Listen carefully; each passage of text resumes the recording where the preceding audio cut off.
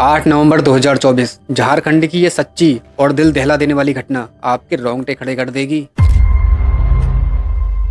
आजकल का प्यार प्यार नहीं रहा बल्कि ये एक हवस बन चुका है। ना जाने इस प्यार ने कितने मासूमों की जान ली है। कोई प्यार को पाने के लिए जान लेता है तो कोई प्यार से छुटकारा पाने के लिए जान लेता है। ऐसी ही एक कहानी है आज की, जिसमें कसाई खाने में काम करने वाला 25 साल का एक लड़का जानवरों को काटने की इतनी अच्छी प्रैक्टिस कर लेता है कि जब उसका मन अपनी प्रेमिका से भर जाता है तो वो उसी चाकू से जिससे वो जानवरों को काटता था बड़ी ही बेरहमी से अपनी प्रेमिका के लाश के 50 टुकड़े कर देता है और उन टुकड़ों को जंगल में ले जाकर एक गड्ढे में दफन कर देता है ताकि उसके बारे में किसी को भनक ना लगे। लेकिन बुराई कब तक छिप सकती है, एक न एक दिन उसे सामने आना ही पड़ता है। अब सवाल ये आता है कि आखिर इस हत्यारे ने अपनी प्रेमिका को मारकर उसके 50 टुकड़े क्यों किए और कैसे पुलिस के हाथ उस लड़की की डेड बॉडी लगी, फिर किस तरह से उस हत्यारे को पुलिस ने पकड़ा।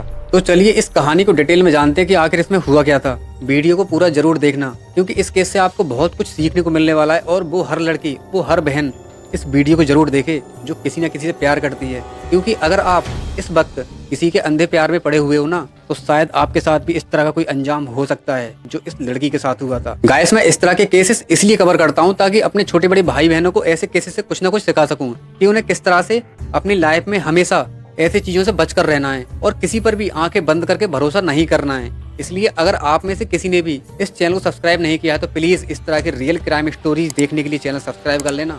Welcome back, I am mister Vivek Bhardwaj.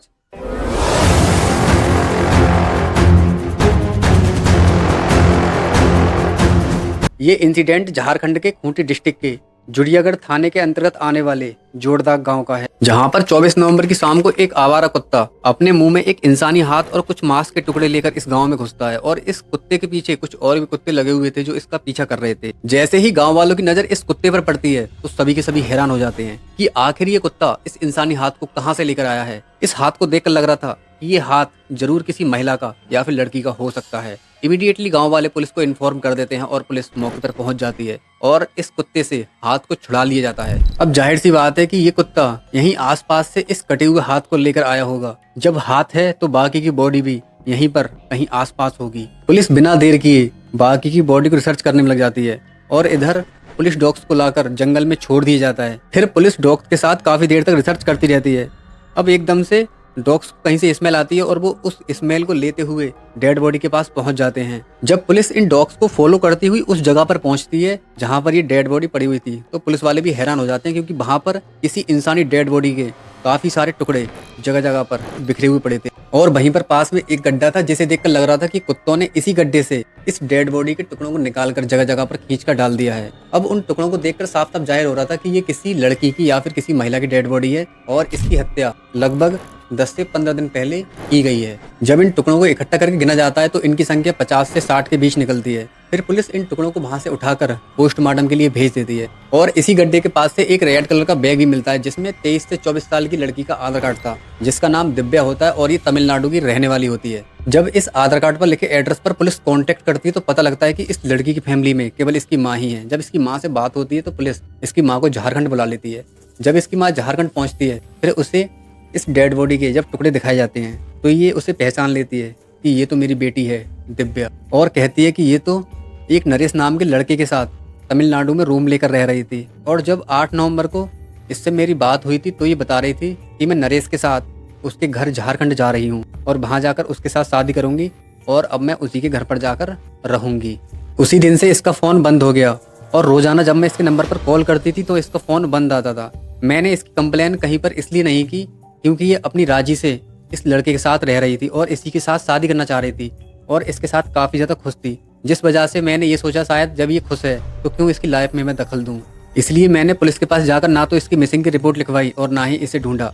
अब पुलिस को नरेश के बारे में पता लग चुका था। फिर पुलिस ने दिव्या के नंबर की कॉल डिटेल्स निकालकर वहाँ से नरेश का नंबर निकालकर उसकी लोकेशन ट्रेस की तो पता लगता है कि नरेश झारखंड के खूंटी डिस्ट्रिक्ट का रहने वाला होता है। जब पुलिस नरेश के घर पहुंचती है तो नरेश घर पर ही मिलता है। अब पुलिस को यहाँ पर एक चीज और पता लगती है कि नरेश तो पहले से ही शादीशुदा है। फिर पुलिस उसे पकड़कर उससे पूछताछ करती है कि दिव्या कहाँ है तो नरेश बिना किसी खौफ के, बिना झिझके पुलिस से बोलता है कि मैंने उसे मार दिया।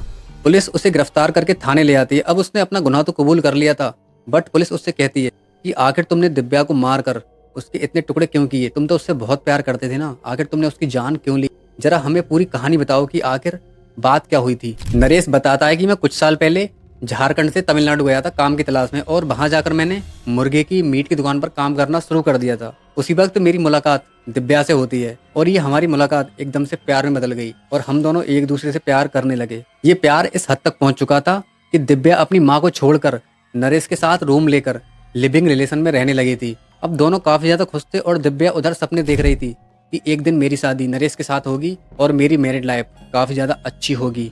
लेकिन कुछ ही महीने पहले नरेश किसी काम से झारखंड आ जाता है और जब ये अपने घर पहुंचता है तो इसकी फैमिली बोलती है कि हमने तुम्हारे लिए एक अच्छी सी लड़की देख रखी है और तुम शादी कर लो।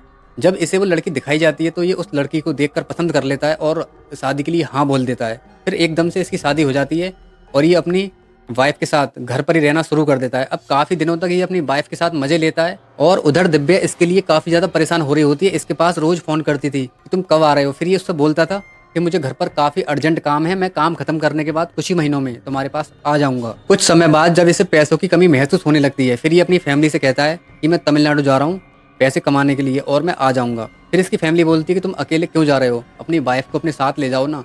लेकिन ये उससे मना करता है कि मैं कुछ समय बाद वापस आ जाऊंगा, इसे घर पर ही रहने दो। अब ये यहाँ से निकल जाता है तमिलनाडु के लिए। जब नरेश तमिलनाडु पहुंचता है तो दिव्या इस पर गुस्सा करती है और इससे कहती है कि तुम मुझे ऐसे अकेले छोड़कर क्यों चले गए। अब तुम मुझसे सबसे पहले शादी करो क्योंकि जब भी तुम घर जाओ तो मैं तुम्हारे साथ जा सकूं। और चलो हम दोनों झारखंड चल रहे हैं, तुम्हारे घर जाकर मैं तुम्हारे घर वालों से मिलूंगी और उन्हें बताऊंगी कि मैं तुमसे प्यार करती हूँ। फिर उन सभी के सामने मैं तुमसे शादी भी कर लूंगी और हम दोनों आराम से अपनी जिंदगी जीना शुरू कर देंगे।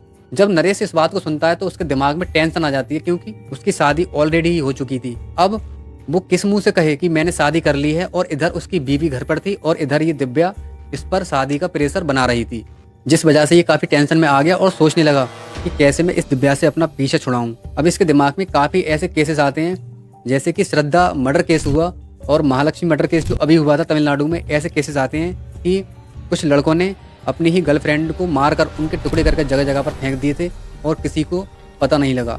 इसे तो ये सब कुछ बहुत आसान लग रहा था, इसलिए इसने प्लानिंग करी कि इसे कैसे ठिकाने लगाया जाए। फिर ये 8 नवंबर को दिव्या से कहता है कि चलो घर चलते हैं और घर चलकर मैं तुम्हें अपने घर वालों से मिलाता हूँ और फिर हम शादी की प्लानिंग करते हैं। जब दिव्या इस बात को सुनती है तो काफी ज्यादा खुश हो जाती है क्योंकि उसके सपने पूरे होने वाले थे। अब ये दिव्या को लेकर तमिलनाडु से रांची पहुंचता है और रांची जाकर फिर से खूंटी के लिए एक ट्रेन पकड़ता है। खूंटी पहुंचते पहुंचते रात हो चुकी थी।